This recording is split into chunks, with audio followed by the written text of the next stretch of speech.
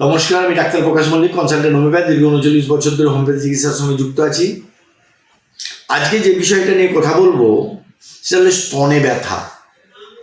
স্তনে ব্যথা অনেক কারণে হতে পারে। স্তন কিন্তু শ্রেষ্ঠ সম্পদ এবং স্তন এইটার কিন্তু পর্যালোচনা, এবং এই স্তনটা কিন্তু ঈশ্বর, যদি অন্যভাবে প্রকৃতি এবং ঈশ্বরের কথা ভাবি, ঈশ্বর সৃষ্টি করেছেন নতুন প্রজন্মকে খাদ্য দেওয়ার জন্য। কারণ সেই বাচ্চারা এসে প্রথমে অন্য খাবার খেতে পারে। মায়ের স্তন হচ্ছে স্তনযুদ্ধ, এখনো পর্যন্ত পৃথিবীর নির্ভেজাল একটা জিনিস। যাই হোক, এই স্তনে ব্যথা অনেক সময় আপনার আঘাত লেগে হতে পারে, এবং কোনো কারণে আপনার যদি বাচ্চা দুধ খেতে গিয়ে যদি মাথায় লেগে যায়, তাকে ঠুনকো বলে, সেখানে এমন হয়, পেন হয়। আমি অনেক রুগী পেয়েছি যে রুগী একদম ফোঁড়ার মতো ব্যথা, এবং সেই ব্যথা থেকে কিন্তু আমাদের হোমিওপ্যাথি ওষুধ আছে, সহজেই যদি খেয়ে নেন, পরামর্শ চিকিৎসা নিয়ে নেন, তাহলে চলে যেতে পারে। এবং যদি ফোঁড়া হয়, বয়েলস হয়, সেটাও দেখতে হবে। আমি যখন প্রথম জীবনে একজন মাডারি রুগী, তিনি আমাকে তার স্তনে ফোঁড়া হয়েছে দেখাতে চাইছিলেন না। আমি তখন খুব ইয়াং, সবে পাস করেছি, আজ থেকে 30-40 বছর আগে। তখন তাকে বললাম, ম্যাডাম আপনাকে এটা দেখাতেই হবে। বলে, কেন দেখাতে হবে? আসলে যদি লাল হয় আলাদা ওষুধ, যদি ওটা পুঁজ হয়ে যায়, পুঁজের মতো হয়, না হয় তাহলে আলাদা ওষুধ, আর পুঁজ হয়ে গেলে আলাদা ওষুধ। তারপরে উনি পাঞ্জাবি ছিলেন, তখন আমার ওষুধ দিয়ে 1 সপ্তাহের মধ্যে এটা ভালো হয়ে যায়।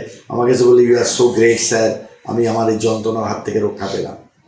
এবং এরপরে বলবো, যখন স্তনে দোলা পেকে যাচ্ছে, বয়েলস নয়, ব্যথা হচ্ছে, it is a symptoms of A tumour, it may be the symptoms of A pre cancer. এক্ষেত্রে আপনাকে সেলফ এক্সামিনেশন করে, লজ্জাজনিত কারণে ভয় না পেয়ে আমাদের সঙ্গে চিকিৎসার সংক্রান্ত পরামর্শ করলে, এবং হোমিওপ্যাথি ওষুধ ইজ দ্য বেস্ট।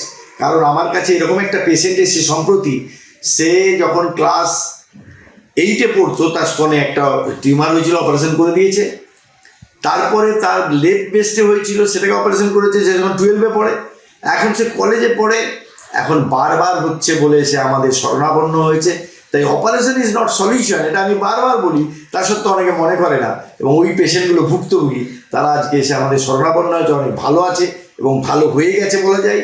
এবং সেই জন্য বলতে চাই, স্তন নিয়ে কিন্তু ভাবতে হবে, এবং স্তন নিয়ে এরকম সেন্সিটিভ অর্গান, কোনো ব্যথা, যন্ত্রণা এবং দোলাপাক যদি আপনি ভেবে থাকেন, তাহলে অবশ্যই চিকিৎসকের পরামর্শ নেবেন, সেলফ এক্সামিনেশন করবেন। আর হোমিওপ্যাথি চিকিৎসা দি বেস্ট। তার কারণ এই টিউমার অনেক সময় বেনাইন হতে পারে, ম্যালিগন্যান্ট হতে পারে। আমার কাছে একটা রুগী এসছে দিল্লি থেকে। সেই পেশেন্টের আবার হয়েছে কি, তাকে বলে দিয়ে আসছিল 5 বছর আগে বেনাইন, তো বেনাইন হলে সমস্যা নয়, কিন্তু এখন বলছে ম্যালিগন্যান্ট। এই ধারণাটা আমাদেরও ছিল, কিন্তু বেনাইনও যে ম্যালিগন্যান্ট হবে না, সেটা কিন্তু হয়েছে। তাই এই ব্যাপারে সাবধান। এবং আমি অনেক সময় বলি, যাদের ক্যান্সার হয়েছে পারিবারিক ইতিহাসে, তাদের ক্ষেত্রে বলবো যে অবশ্যই চিকিৎসকের পরামর্শ নেবেন। এবং ব্রা পরাটাও একটা ফ্যাক্টর।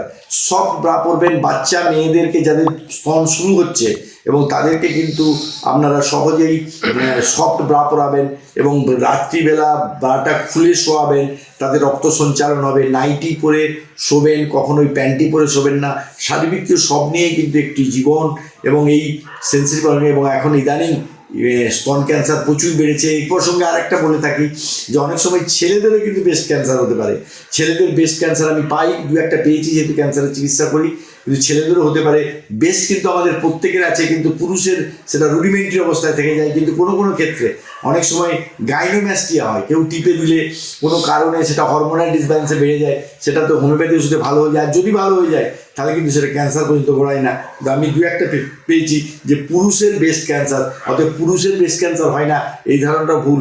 অবশ্যই অবহেলা না করে চিকিৎসকের পরামর্শ নিয়ে হোমিওপ্যাথি চিকিৎসা করলে অবশ্যই সুফল মিলবে বলে আমার ধারণা এবং আমার বাস্তব অভিজ্ঞতা থেকে বলছি। যাই হোক, আমাদের এই ভিডিও যদি ভালো লেগে থাকে, তাহলে লাইক করবেন, শেয়ার করবেন, কমেন্টস করবেন, এবং আপনারা কমেন্টসের মাধ্যমে জানাবেন যে আপনারা কীরকম ভিডিও চাইছেন।